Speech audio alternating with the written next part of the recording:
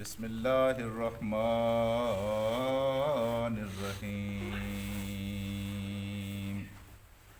ربنا انی اسکنت من ذریتی بواد غیر ذی زرع عند بیتک المحرم ربنا لیقیموا الصلاة فاجعل أفئدة من الناس تهوي إليهم وارزقهم من الثمرات لعلهم يشكرون صدق اللہ العلی العظیم۔ رفقائے گرامی، ہم سنا کرتے ہیں اور حقیقت یہی ہے کہ دل کے 72 خانے ہیں، اور دل کے ان خانوں میں ایک خانہ ایسا ہے کہ اس کو بھرنے سے انسان کی سعادت اور انسان کی بدبختی، انسان کی کامیابی اور انسان کی ناکامی، انسان کی خوش نصیبی اور انسان کی بد نصیبی کا انحصار ہے۔ اور اس خانے کو بھرنے میں انسان کے اوپر جو چیزیں سب سے زیادہ اثر کرتی ہیں وہ انسان کا اساتذہ ہیں، انسان کے دوست ہیں، انسان کا ماحول ہے، انسان کا علم ہے۔ وہ خانہ میرے دوستو، دل کا جو اہم ترین خانہ ہے وہ ہے محبت کا خانہ۔ جس طرح آپ کو بھوک لگتی ہے، جس طرح آپ کو پیاس لگتی ہے، اور اسی طرح آپ کسی نہ کسی سے بہرحال محبت کرتے ہیں۔ دل کے محبت کے اس خانے میں اگر آپ نے اللہ کی بجائے کسی دوسرے کو بٹھا لیا تو یوں سمجھیں کہ آپ ناکام ہو۔ یہ انسان کی تباہی کا بنیادی سبب ہے۔ اگر اس خانے میں آپ نے کسی اور کو بھی بٹھا لیا، اللہ کی بجائے کسی اور کو بھی بٹھا لیا، تو یوں سمجھیں کہ آپ تباہ ہو گئے۔ آپ نے جب جس خانے میں اس کو بٹھایا، دراصل اس کو اپنا الہ بنا لیا۔ اس خانے میں اگر آپ نے اپنی اولاد کو بٹھا دیا ہے، اس خانے میں آپ نے اپنے کسی محبوب لیڈر کو بٹھا دیا ہے۔ یہ جوانی کی عمر میں لوگ کسی انسان کے پیچھے دل دے بیٹھتے ہیں، سارا جوانی کا ان کا خوبصورت وقت جو ہے گزر جاتا ہے، اور اس طرح کا آدمی کوئی کام نہیں کرتا۔ صرف آخرت کا نقصان نہیں ہوتا کہ بلکہ دنیا کا بھی اس سے نقصان ہوتا ہے۔ اچھے خاصے ٹیلنٹڈ لوگ، باصلاحیت لوگ جب اللہ کے بغیر کسی دوسرے کی محبت میں مبتلا ہوتے ہیں، ان سے کوئی کام نہیں ہوتا۔ غالب نے کہا تھا، عشق نے غالب نکما کر دیا، ورنہ ہم بھی آدمی تھے کام کے۔ ہاں جی، ایسے بہترین قسم کے انسان جن کے لکھے ہوئے شعروں کو، جن کے لکھی ہوئی باتوں کو لوگ زمانے تک یاد رکھتے ہیں، بس باتیں ہی کرتے رہ گئے، ان سے کوئی دوسرا کام نہیں ہو سکا۔ اگر وہ خدا کی محبت ان کے دل میں ہوتی تو یقیناً اس دنیا کے اندر کوئی حالات ہی بدلے ہوئے ہوتے۔ تو میرے عزیز دوستو، یہ اللہ تبارک و تعالیٰ کی محبت کی بجائے غیر اللہ کی محبت انسان کا بیڑا بوڑھتی بھی ہے اور انسان کے بیڑے کو تار بھی دیتی ہے۔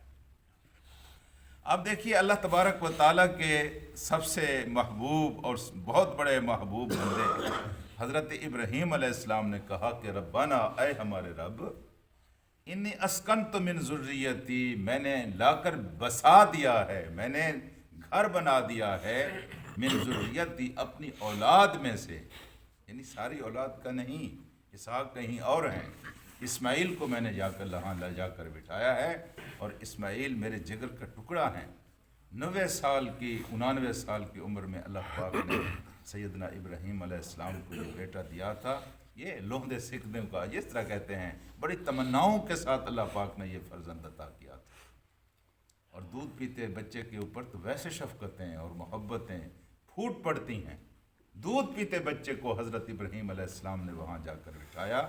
وادی کیسی تھی؟ وادی غیر ذی زرعن، دو پہاڑوں کے درمیان ایک ایسی جگہ غیر ذی زرعن جہاں کسی زراعت کا کوئی تصور نہیں ہے، جہاں کوئی درخت نہیں ہے، جہاں کوئی پانی نہیں ہے، جہاں کوئی چرند نہیں ہے، جہاں کوئی پرند نہیں ہے، جہاں کوئی انسان نہیں ہے۔ ایسی جگہ پر اللہ پاک میں نے لا کر بٹھایا ہے۔ اور دوسری بات کی، اندہ بیتک المحرم، اس لیے کہ یہاں تیرا محرم گھر ہے۔ محرم کس کو کہتے ہیں؟ حرام کہتے ہیں وہ چیز جس سے کسی کو روکا گیا ہو۔ رکنا دو بنیادوں پر ہوتا ہے، ایک اس بنیاد پر روکا جاتا ہے کہ وہ چیز ناجائز ہے، دوسرا ادب کی وجہ سے بھی جس سے انسان روک دیا جائے اس کو بھی کہتے ہیں کہ یہ حرمت والی چیز ہے۔ ہاں جی، کعبہ بیت اللہ کے اندر جب آپ جاتے ہیں تو وہاں بہت سارے ادب ہیں، بہت سارے آداب ہیں، اور اس آداب کا اللہ تبارک و تعالیٰ نے حکم دیا ہے۔ اللہ کے رسول نے فرمایا یہ کعبہ تمہارے مردوں کا بھی قبلہ ہے اور تمہارے زندوں کا بھی قبلہ ہے۔ اور پھر امام مالک نے اس مقام پر فتویٰ دیا تھا کہ جو شخص اس کعبے کا ادب نہیں کرتا اور اپنے پاؤں پسار کر کعبے کی طرف کر دیتا ہے، تمہیں حق حاصل ہے کہ اس کے پاؤں توڑ دو، اتنی بے ادبی کرتا ہے۔ اور نماز جب آپ پڑھتے ہیں تو ادب کا آپ اس وقت نمونہ ہوتے ہیں۔ فقہاء نے یہ فتویٰ دیا ہے کہ بلا ضرورت جو نماز میں کھنکھارتا ہے، اپنے حلق کو صاف کرتا ہے، یہ بھی مکروہ کام۔ پورے ادب کی آپ کو تصویر ہونا چاہیے، با ادب با نصیب، بے ادب بے نصیب۔ ہاں جی، تو یہ حرمت والی جگہ ہے، بیت کل محرم۔ اس کو سب سے پہلے اللہ تبارک و تعالیٰ کے فرشتوں نے بنایا تھا، پھر حضرت آدم علیہ السلام نے اس کی تعمیر فرمائی، پھر طوفان نوح میں اس کی بنیادیں مٹ گئیں۔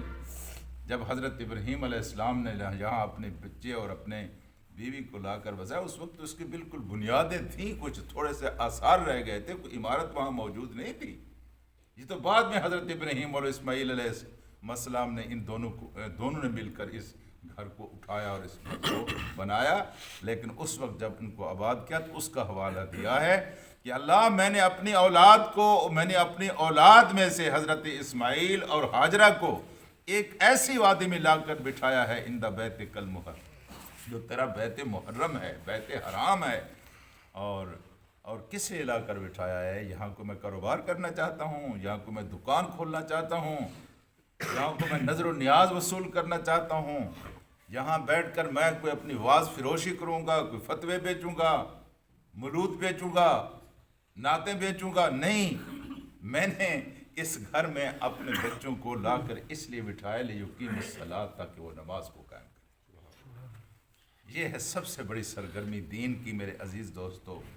نماز دین کی خوبصورت تعبیر ہے، نماز دین کا یوں سمجھے مغز ہے۔ اس لیے سب سے پہلے آپ سب جانتے ہیں کہ حشر کے دن سب سے پہلے جس چیز کا حساب ہوگا وہ نماز ہوگی۔ جی، تو فرمایا میں نے آ کر بیٹھا تاکہ یہاں نماز قائم کریں۔ اور فَاجْعَلْ أَفْئِدَةً مِّنَ النَّاسِ تَهْوِي إِلَيْهِمْ، اللہ تو جانتا ہے یہ معصوم بچہ ہے اور یہ ایک عورت زاد ہے، یہاں کوئی مرد اس کے پاس نہیں ہے۔ جب تنہائی میں اللہ تعالیٰ آپ کو شہروں میں آباد رکھے اور آپ کے گھروں کو بھی آباد رکھے، اگر آپ کسی ویرانے میں چلے جائیں، وہاں آپ کی دو ضرورتیں ہوتی ہیں۔ سب سے پہلی ضرورت یہ ہوتی ہے کہ وہاں کوئی انسان آئے جس سے آپ اپنے دکھ سکھ شیئر کریں، حال احوال بانٹیں، وہ آپ کے کام ہے، اس کے کام آئے۔ انسان نہ ہوں، کائنات کی ساری نعمتیں آپ کے پاس موجود ہوں، زندگی نہیں ہوتی، یہ ضرورت ہوتی ہے انسان آئے۔ تو حضرت ابراہیم علیہ السلام نے سب سے پہلے یہ دعا کی کہ اللہ تبارک و تعالیٰ یہ جگہ ہے، یہاں کوئی کشش نہیں ہے، دو پہاڑوں کے درمیان ایک وادی ہے، یہاں نہ کوئی چیز ہے کشش والی، نہ کوئی خوبصورت۔ اب اللہ تعالیٰ میں تجھ سے دعا کرتا ہوں کہ تہوی الیہم، اللہ تعالیٰ لوگوں کے دل اس کی طرف پھیر دے، لوگوں کے دلوں کے اندر محبت اس کے اندر ڈال۔ ہم جب پہلی دفعہ خانہ کعبہ گئے تھے تو میرا خیال یہ تھا کہ یہ چونکہ پہلی دفعہ ہے اور انسان پہلی چیز کو جب دیکھتے ہیں تو ان کے اندر وہ کشش ہوتی ہے، محبت ہوتی ہے، لیکن یقین فرمائیے جب دوسری دفعہ گئے تو پہلی دفعہ سے بھی بڑھ کر محبت تھی۔ تیسری دفعہ گئے، چوتھی دفعہ، یعنی جتنی بار گئے ہیں یوں لگتا ہے کہ گویا اپنے گھر گئے ہیں، اپنے گھر گئے۔ اب وہاں کا کوئی حال احوال سناتا ہے تو یوں لگتا ہے گویا میرے گھر کا کسی نے مجھے حال دیا ہے۔ اس طرح اللہ تعالیٰ نے حضرت ابراہیم علیہ السلام کی دعا کو قبول کیا۔ جہاں ایمان ہے وہاں آپ دیکھیں گے کہ اللہ کے گھر کے ساتھ محبت ضرور موجود ہے۔ جی، لوگ بوڑھے ہوتے ہیں دعا کر رہے تھے اللہ خانہ کعبہ دکھا، اللہ اپنا گھر دکھا، دعا دیتے ہیں ایک دوسرے کو، یہ کیا ہے؟ محبت کا اظہار ہے۔ تو فرمایا یہ ہے کہ تہوی الیہم، اللہ پاک پھیر دے دلوں کو ان کی طرف، من الناس تہوی الیہم وارزقہم من الثمرات۔ اور اگلی دعا یہ کی کہ اللہ تعالیٰ یہاں کچھ بھی نہیں ہے، ان کو ثمرات سے رزق عطا فرما، اللہ تعالیٰ ان کو رزق عطا فرما۔ اس وقت سے لے کر اب تک اللہ تبارک و تعالیٰ نے ایسی اس سرزمین کے اوپر مہربانی کی ہے کہ جو پھل آپ کو کہیں نہیں ملتا وہ آپ کو خانہ کعبہ میں، مکہ مکرمہ میں ضرور ملے گا۔ ہاں جی، تو رزق کا مطلب یہ ہے کہ صرف کعبہ میں نہیں، بہر سے پھل ہوں گے تو کعبہ بھی آئیں گے نا، کعبہ کے اندر۔ تو مفسرین کہتے ہیں کہ یہ اللہ تعالیٰ کے نبی نے جو دعا مانگی تھی وہ یہ تھی کہ اس پورے خطے کو اللہ تبارک و تعالیٰ آباد کر دے۔ کچھ لوگ کہتے ہیں کہ ان کی دعا کا یہ ثمرہ ہے کہ پوری کائنات کے اندر اللہ تبارک و تعالیٰ نے رزق اتار دیے ہیں، اور رزق اس لیے اگائے جاتے ہیں تاکہ وہ خانہ کعبہ پہنچے۔ ہاں جی، یہ حضرت ابراہیم علیہ السلام دو دعائیں کی تھیں، ایک اللہ تبارک و تعالیٰ اس گھر کو اس طرح آباد کر کے لوگوں کے دل اس طرح پھر جائیں، اور دوسری دعا کی تھی کہ اللہ یہاں رزق کی فراوانی عطا کر دے۔ تو کیا مشاہدہ ہے آپ کا، اور کیا تجربہ اور شہادت اور گواہی ہے آپ کی، یہ دونوں چیزیں وہاں موجود ہوئی ہیں۔ ہاں جی، آپ جدہ ایئرپورٹ پر کھڑے ہو جائیں، یوں لگتا ہے جس طرح پرندے اتر رہے ہیں اس طرح جہاز اتر رہے ہوتے ہیں، ایک اتر رہا ہے دوسرا اڑ رہا ہے، ایک اتر رہا ہے دوسرا اڑ رہا ہے۔ پوری کائنات کا، یعنی کافروں کے لیے یہ ایک حسرت بن گئی ہے کہ اے کاش کہ ہمارا بھی کوئی ایسا گھر ہوتا جہاں اس طرح ہماری قوم کے لوگ آتے، اور ان کی حسرت نہ کل پوری ہوئی تھی نہ آج پوری ہوئی۔ یہ ابرا کو اسی بات کا تو دکھ تھی، اس بات کی تو تکلیف تھی کہ یہ خانہ کعبہ سارے مسلمان، میں بھی ایک کعبہ بناتا ہوں۔ جب اس نے کعبہ بنایا اور وہاں کوئی نہیں گیا، ادھر تو اللہ تبارک و تعالیٰ کی مہربانیاں تھی، تو اس نے کہا اس کو گراؤ گے تو ادھر کوئی آئے گا، تو پھر گرانے گیا تو اس کا کیا حال ہوا تھا۔ اللہ پاک تبارک و تعالیٰ نے اس چیز کا ذمہ بھی لیا ہے، یہ خدا کا گھر ہے، تو فرمایا یہ ہے کہ اللہ یہاں رزق کی فراوانی عطا فرما، اور جب رزق کی فراوانی عطا ہو تو پھر اس لیے ہو لعلہم یشکرون، تاکہ میری یہ اولاد جو ہے تیرا شکر ادا کرے۔ رزق اس لیے ملتے ہیں تاکہ ہم اللہ کا شکر ادا کریں۔ رزق اس لیے نہیں ملتے کہ ہم اپنی اوجری بھریں، ہم اپنا پیٹ بھریں اور ہم اس کو رج رج کر کھائیں آپ، اللہ پاک نے آپ کے لیے پیدا کیے ہیں، لیکن اس رزق کا اصل مطلب یہ ہے کہ جب آپ اس سے استفادہ کریں اور فائدہ اٹھائیں تو اس کے اوپر آپ اللہ کا شکر بھی ادا کریں۔ اگر آپ اللہ کا شکر ادا کریں گے تو پھر اللہ پاک نے ایک اصول لکھ کر دے دیا ہے قرآن میں، لَإِن شَكَرْتُمْ لَأَزِيدَنَّكُمْ، اگر تم شکر ادا کرو گے تو پھر میں تمہاری نعمتوں کو بڑھاتا چلا جاؤں گا۔ اگر تم نے کفر کیا وَإِن كَفَرْتُمْ إِنَّ عَذَابِي لَشَدِيدٌ، تو پھر میرا عذاب ہے بڑا سا۔